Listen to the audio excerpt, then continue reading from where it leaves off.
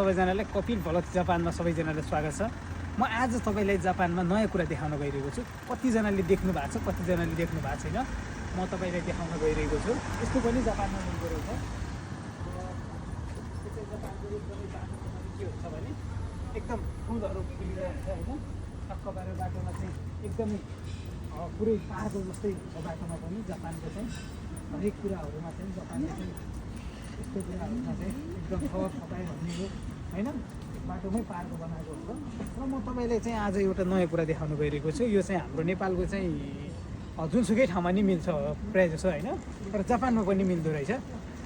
यसको नाम हो चाहिँ तपाईँले देख्न सक्नुहुन्छ यता। यो चाहिँ नेपालको के हो भने राष्ट्रिय फुल। यसलाई चाहिँ के भन्छ नेपालीमा चाहिँ लाली गुराँस भन्छन् है त। सबैजनाले देख्न सक्नुहुन्छ। यो जापानमा चाहिँ लाली गुराँस पनि मिल्दो रहेछ। कतिजनाले देख्नु भएको छ, कतिजनाले देख्नु भएको छैन। तपाईँले चाहिँ कमेन्टहरू गर्न सक्नुहुन्छ, प्रतिक्रिया दिन सक्नुहुन्छ। र अलिकति यसको चाहिँ काठ चाहिँ के हुँदो रहेछ भने नेपालको भन्दा अलि फरक हुँदो रहेछ। पातहरू नि अलिकति फरक हुँदो रहेछ। र फुलहरू तपाईँ देख्न सक्नुहुन्छ यिनै हो नेपालको जस्तो हो। अलिक काठ चाहिँ फरक छ यसको चाहिँ। तपाईँले यहाँ जुम गरेर देख्न सक्नुहुन्छ मजाले। यो चाहिँ नेपालीमा चाहिँ भन्छन् लाली गुराँस। यो चाहिँ हाम्रो नेपालको राष्ट्रिय फुल हो। कतिजनाले देख्नु भएको छ, कतिजनाले भएको छैन।